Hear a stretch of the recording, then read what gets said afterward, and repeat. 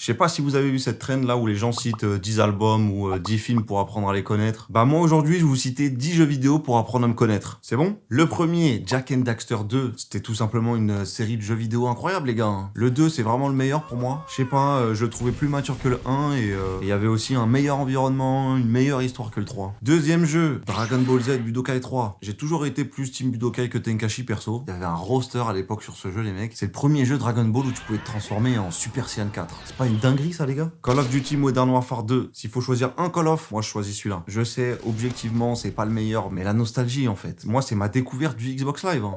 Les trickshots.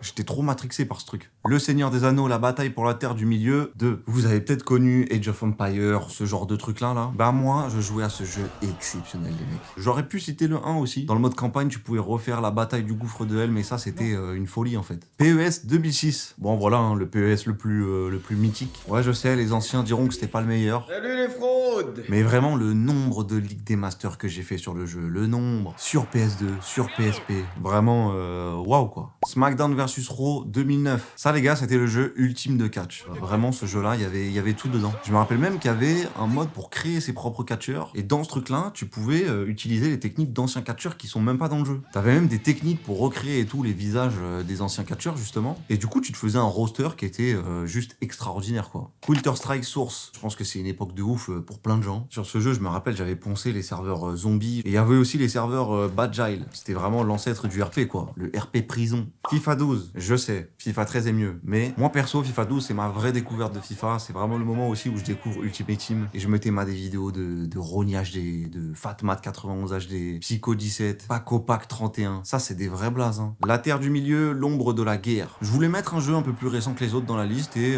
j'ai trouvé celui-là. Pour moi, ce jeu est un des meilleurs jeux action-aventure des 10 dernières années. Il y a le système de Nemesis là dont tout le monde a parlé et tout, et franchement ça c'était quand même assez extraordinaire. Puis bref, je crois que vous avez capté que je kiffe le Seigneur des Anneaux aussi un peu. Et le dernier, bon bah, League of Legends, hein. Franchement j'ai hésité à le mettre celui-là parce que, je sais pas, mais en vrai je l'ai tellement poncé le jeu que je suis obligé de le mettre quoi. À un certain moment, c'était quand même dur, hein. Bref, s'il y a un blast là qui retient votre attention dans cette liste, c'est lequel?